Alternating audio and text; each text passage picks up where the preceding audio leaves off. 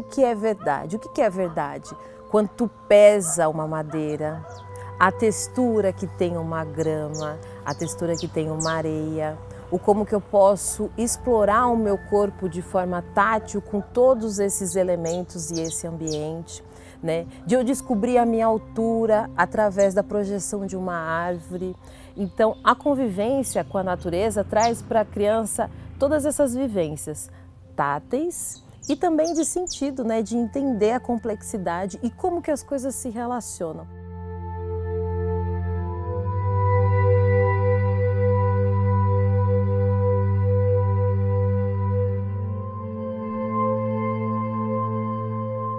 Quando a criança vai aprender cor e ela aprende dentro da sala de aula, ela só tem os lápis de cor, de cores, certo? Então ela vai ver o vermelho, o azul, o amarelo, mesmo que ela tenha acesso a várias cores, é limitado. Quando ela vem para fora e ela vai ver uma flor, por exemplo, ou uma árvore, ela vai ver que a árvore não é verde. Se ela aprendesse dentro da sala de aula, a professora daria um verde para ela, e ela pintaria a árvore de verde. Então, na cabeça dela, na aprendizagem dela, limitada, a árvore seria verde. Quando ela aprende na natureza, ela vê que a árvore existem várias cores. Ela vai vir para a natureza, ela vai ver que tem uma árvore que tem a folha verde, uma árvore que tem a folha marrom, uma árvore que tem a folha amarelada, uma árvore que tem a folha avermelhada, que a árvore muda as cores conforme as estações do ano. Então, isso aumenta, expande, né? Não deixa ela limitada. Se a gente acredita numa criança que é um sujeito de direito e que nas relações, nas interações, nas práticas cotidianas, cria cultura, aprende, brinca, sonha, imagina, a gente também precisa acreditar nessa criança que não cabe em quatro paredes. Numa infância que precisa, cada vez mais, assumir uma relação íntima com a natureza. Brincar de terra, explorar e investigar os fenômenos da natureza. O sol, por que está fazendo sol? Por que quando a gente fica no sol a gente sua, a gente começa a suar? Por que tem as mudanças da água, desses elementos da natureza? As crianças, por exemplo, quando chove, né? Eu percebo isso no cotidiano das escolas. Quando chove, as crianças ficam de olho nesse espaço da chuva, como se elas quisessem um convite para explorar isso, né? Na vida é assim. A criança, ela consegue ter muito mais de 1000 linguagens quando ela está em contato, né? Com esse outro... Como que eu falo? Com esse outro modo de ensinar, né? As crianças, elas têm aqui, né, a nossa frente da escola com os jardins, né, com as flores. Muitas crianças têm a necessidade de trazer essas flores para a professora e já aí eu pego a oportunidade de começarmos a dialogar sobre o que é, né, essa planta, essa flor, o porquê que foi bonito, como que ela nasce. Então, é do que a criança traz que a gente pega, né, o gancho e vai tratando tudo. Nós temos animais na escola, né, também. Somos favorecidos de espaço em relação a muitas escolas e por isso que nós brigamos muito para não perder o pouquinho de verde que temos aqui na frente da escola, né? Não é o ideal, né? Por exemplo, eu ainda almejo um jardim sensorial com uma horta vertical de temperos e aromas para as crianças irem cada vez mais se apropriando e se aprofundando sobre tudo que a gente tem ali diante dos nossos olhos, né? A gente recolhe os gravetos que caem e dos gravetos nós realizamos atividades e num processo de ir avançando, nós chegamos à construção de brinquedos com eles. A gente está sendo meio obrigado a olhar para os povos indígenas agora, porque nós estamos acabando com a natureza.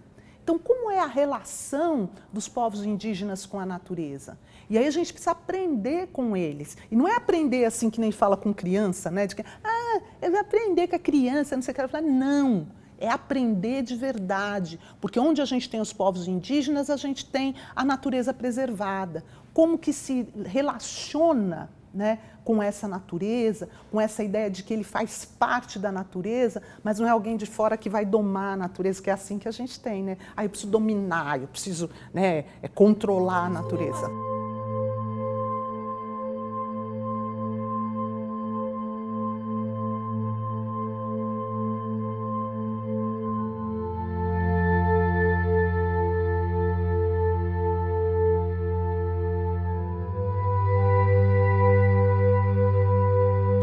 Ela não vai aprender a preservar o mundo, ela vai aprender a cuidar e fazer parte desse mundo.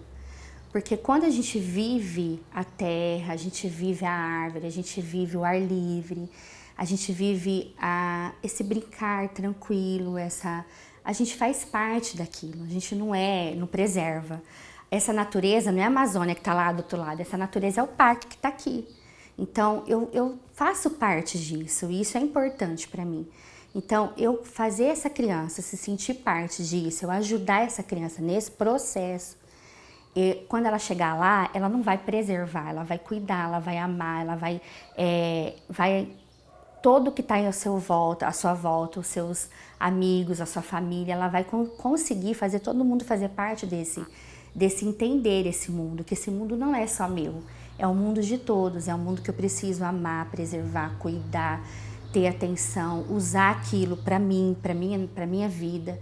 Então, fazer parte da natureza não é só questão de preservar, é questão de entender que a natureza somos nós que vivemos aqui, nós que usamos, nós que usufruímos, nós que temos atenção. É através da educação ambiental que a gente pode trazer essa reconexão da natureza com o ser humano, principalmente através das crianças, né? As crianças têm uma visão mais pura e mais lúdica da vida, né? Do contato com a natureza, né? O próprio pé no chão, a vontade de subir em árvores, a graça de poder admirar os animais, né? E os detalhes da vida, né?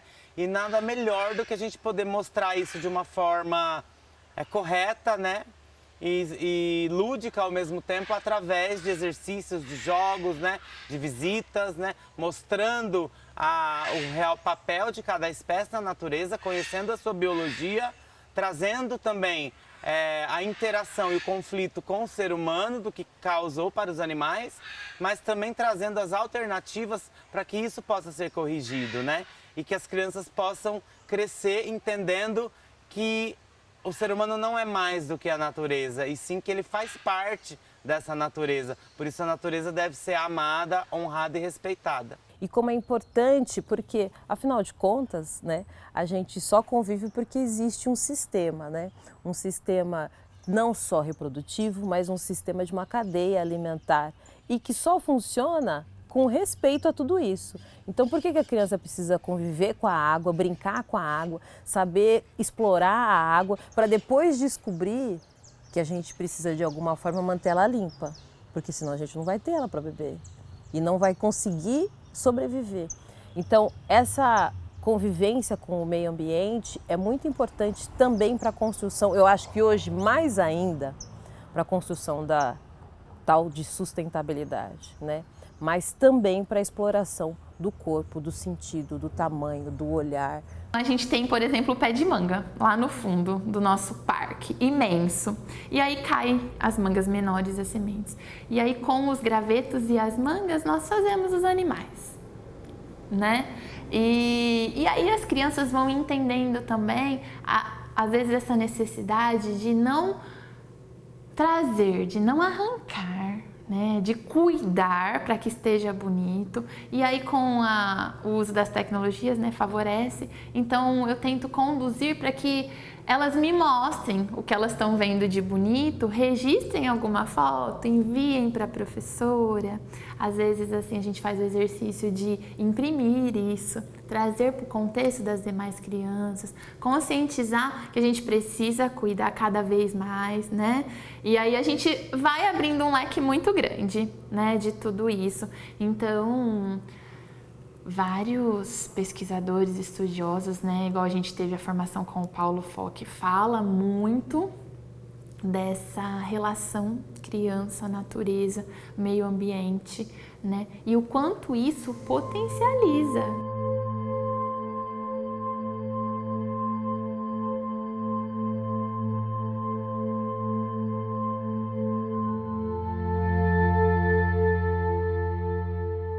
Na escola, principalmente das crianças pequenas, se você perguntar para elas qual é a parte que você mais gosta da escola, geralmente elas vão dizer que é o parque, que é o espaço externo. Porque lá elas vão ter contato com terra, elas vão ter contato com o sol, vão ter contato com tantos outros elementos da natureza que vão dialogar muito com o universo da infância, mas com o universo da vida humana. Nós somos seres naturais, biológicos, né? Que vivemos nesse meio ambiente que é um meio de natureza.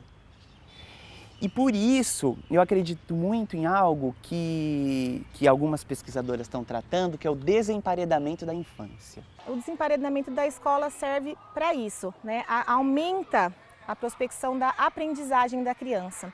Além disso, quando a criança vem para fora, ela consegue sentir mais, a sensação dela aumenta. A gente, quando traz o bebê aqui para fora, o bebê ele sente a terra, ele sente a natureza, o ar, o vento, todos os elementos da natureza, né? É muito gostoso. Então, para a aprendizagem é primordial. E além disso também, hoje a gente vive muito dentro de casa. Então, a criança ficando 9 horas, 8 horas dentro da escola, dentro de uma parede, de 4 paredes. Aí depois ela chega em casa, vai para um apartamento, vai para uma casa fechada e fica mais horas lá dentro. Ela não tem experiências, ela cresce um ser sem experiências. Então, o mínimo que a escola deve fazer é dar experiências para ela. Que experiências são essas? Experiências lá fora. Experiências onde ela vai sentir coisas boas, coisas novas, vai sentir o ventinho no rosto e fora também, como eu falei, expande, né? Expande as aprendizagens. Quando eu digo, olha, vamos tomar cuidado com a água, o que vocês acham? Essa água é importante para quê? Então, desde pequena, a gente já vai fazendo esse questionamento, vai ajudando a pensar sobre, para a gente poder, quando essas crianças forem adultos, poderem reverberar esse mundo, essa natureza, como parte dela, e não como... Estou aqui e vou preservar a Amazônia, que nunca conheço, nunca ouvi falar, né? Então é fazer parte desse mundo, entender que nós somos a natureza, né? O processo. E que na essência, né? Aí que tá, né? Vai para isso, né? Ela entende que ela faz parte, né? Então quando você vai entendendo que faz parte, você vê, às vezes você mexe uma coisinha aqui, né? Entender que eu faço parte. Né, de que eu sou da natureza também, eu não sou alguma coisa de fora, vai abrindo, né, umas perspectivas assim muito diferentes. Uma vez uma pessoa disse, até, não sei se é meio folclórico, mas vou usar, né, aquela ideia, né, de que alguns grupos indígenas tratam o rio como um avô. É um exemplo, mas espera aí, olha, você vê como muda muito, né? Quando eu olho para a natureza e olho para ela com isso, com uma relação de que ela é minha parente, alguma coisa que é próxima de mim, a minha relação com ela muda, porque né, eu não bato no meu avô, eu não jogo lixo na casa do avô, né? É meu avô, né? Eu posso até não visitar ele sempre, mas, não, ele é alguém, né, da minha família que eu gosto, que eu quero cuidar, inclusive, né? Então, são coisas que vão mudando nessa nossa relação.